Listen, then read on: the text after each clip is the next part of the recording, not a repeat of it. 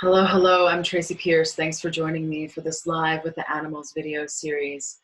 So this series was born out of what was happening here in the United States in March of 2020. The coronavirus had made its presence really well known. You know, our states were going into shutdown type orders, lockdown, shelter in place, and life just seemed really, really different than it did in February of 2020. And I really began to wonder what the animals thought about this, both the domestic and wild animals. And as I kept tuning into my animal friends, they're like, Tracy, do this video series. And so I did. And it's evolved into be so much more than that. And here we are in September now of 2020. And there's still a lot of animals coming forward who want to share their wisdom with us. So I'm continuing this video series for an indeterminate amount of time at this moment. All right, so today we're going to talk to some elk. Let me pull up their picture here for you. All right, so now I live in Colorado along the Front Range, but I'm not actually up in the mountains. I'm kind of next to the mountains. And this is, I actually just moved house a few months ago. And so where I live it's out in the country. And I was driving home one day and I saw these elk and I was just shocked because I have never seen elk down this far out of the mountains. Like I've seen them up in the mountains plenty of times, but I'd never seen them this far down. And I talked to a neighbor lady who lives in the area, and she confirmed that it was quite unusual to see them this far down out of the mountains. So I was able to grab a picture, and I'm really curious what they have to share with us today. Alrighty, so if you're joining me live, if you're on Zoom, there should be a button on the bottom there that says chat. So if you have questions for the elk, go ahead and click on chat, type in your question. And if you're joining me live on Facebook, just type your questions into the comments. I'm just going to go ahead and get quiet and start tuning into these elk and see what they would like to share with us today.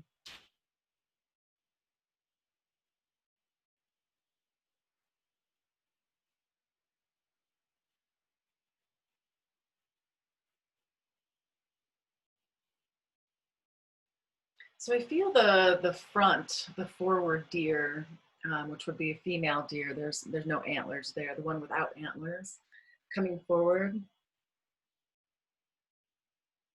And she's showing me, it was like this moment that I took the picture of them. Like she was just so shocked.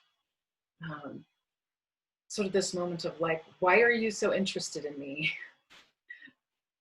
I'm just here doing my thing. She was kind of just taken aback by my own kind of, oh, like, wow, that was kind of my reaction. I remember I drove by and I saw them and I stopped and I turned around and came back to find a place to park so I could take their picture.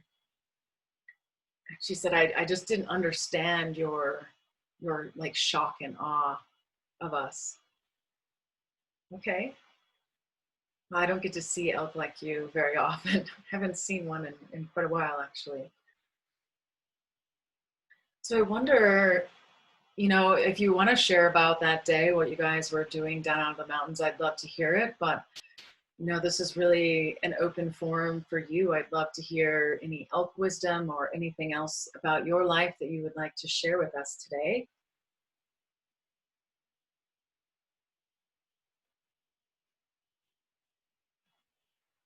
We don't have the same kind of boundaries that you as humans do. She's saying, do you mean, it seems like you mean like physical boundaries. Is that what you mean? We're not tied to one place in the same way that humans are. Like we don't have one home that we come back to. It's sort of like our home is wherever we are. And so that allows us a lot more freedom in a lot of ways versus animals that have more of a permanent residence. Do you feel like Hmm. I mean, yeah, humans definitely, and there are some humans that maybe live like that, but large majority, no.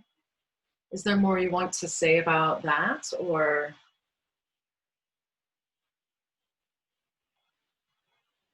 so she's showing it's relating again to my surprise in seeing them.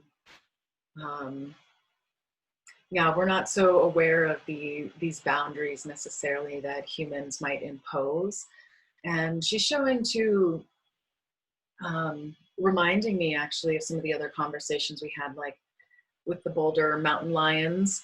Um, that because that was really smack dab during all the shelter in place orders, especially here in Colorado, and that we were seeing tons of mountain lions come into town. So this elk is reminding me of how coronavirus did shift a little bit of this stuff.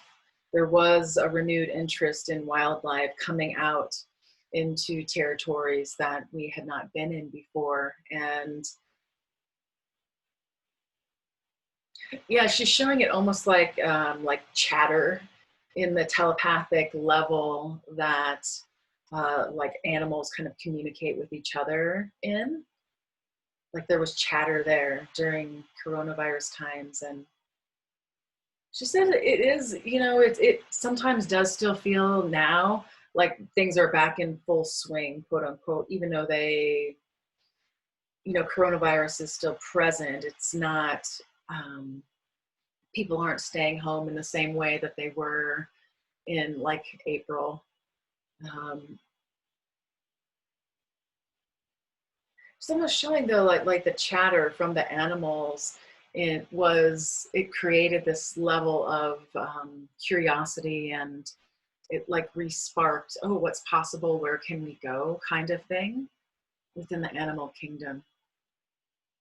And she's saying that's part of the reason, they came down so far out of the mountains this time around. Okay. A moment to check for any questions for our elk friends here. All right, I wonder, is there anything else you want to share with us, or maybe your male counterpart would like to share anything with us? I wonder if you have any messages for us.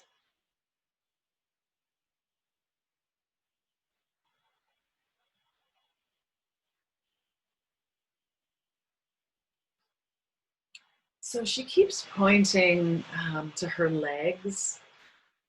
Um, and what she's highlighting is this, like their legs are so thin, um, showing how like these thin parts, or and then she points to her body, like, look how big and hefty this body is. And she's saying, it's kind of like horses or moose, animals that fall in this kind of category that have the very thin legs but are supporting a large body. There's something about how it's not like to be a big support, you have to be a big, round, huge tree trunk, is what she's saying. Uh, it sounds, there's something about the different level of support available. Can you show me this in a different way? I feel like I'm not quite understanding your message fully.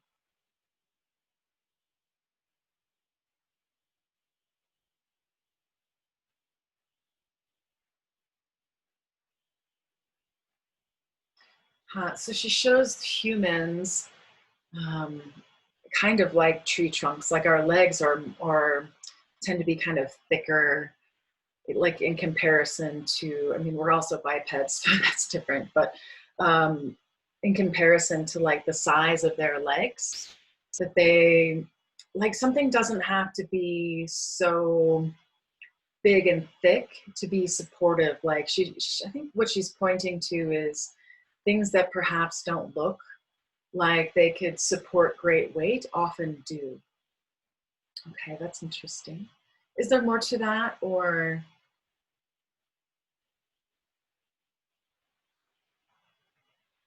Okay, I'm not getting a clear going on with that message.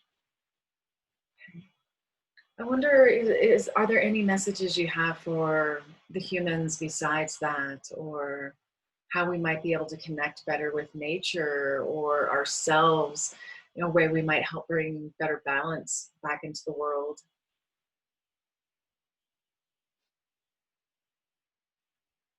It's like I'm not really sure about that.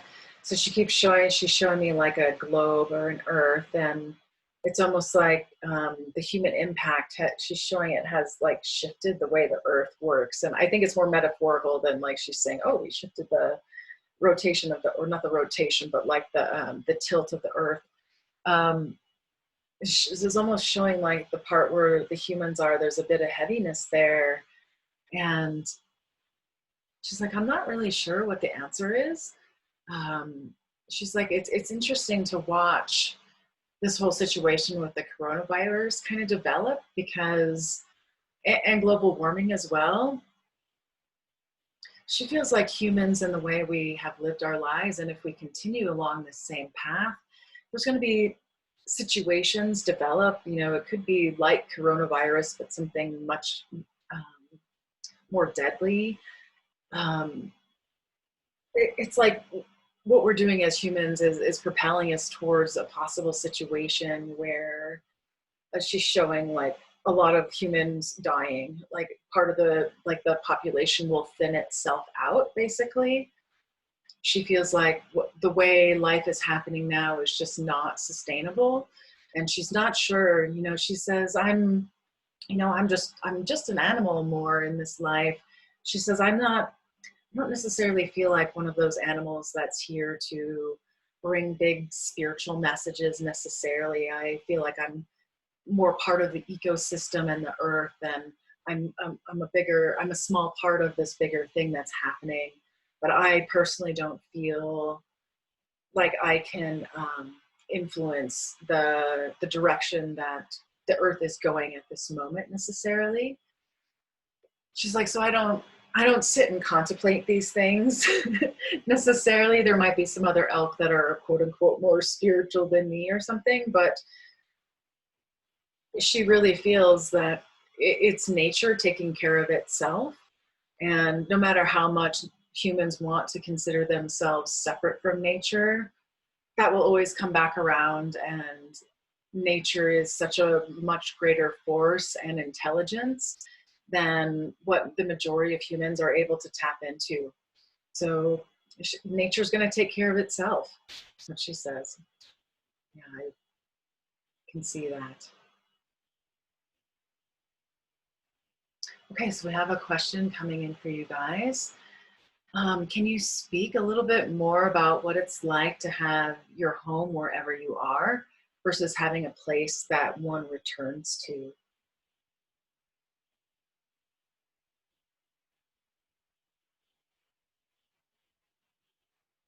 Well, she says it's not that we always go someplace different. So she's showing, there might be particular yards or properties where um, they sleep, and they might come back to it. So it's almost like they have multiple places they'll go check throughout a very large territory. Yeah, the way she's showing it is quite large. And she's showing, so there are places we know to go check. And she keeps reminding me, for some reason, of this deer that came to visit a couple years ago. It would always come into this yard where I was house sitting, and it had its favorite places it would kind of sit and hang out. And she's showing it's kind of the same thing, but on a bigger scale. So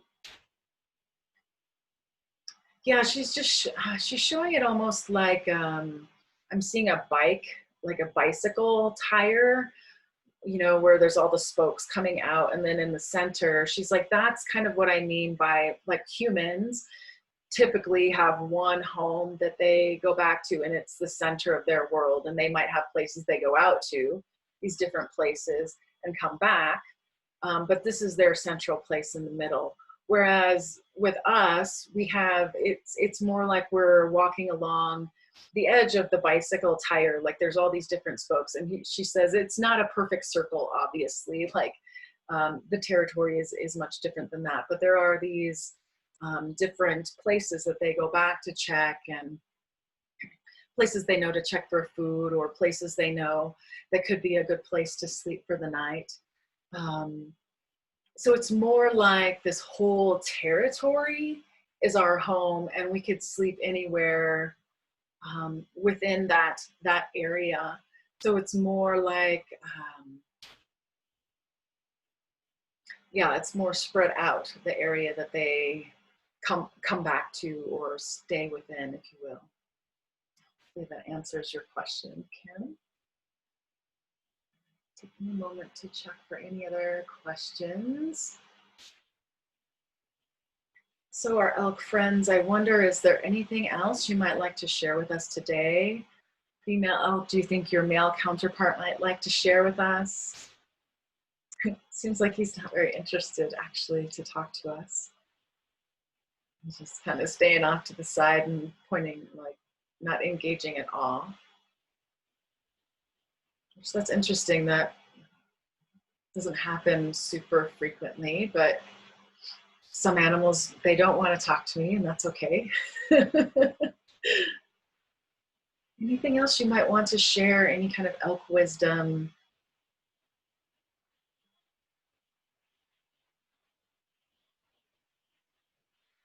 It's pointing to the kind of thickness of her torso, and there's a sense of kind of being whole within herself in that torso area.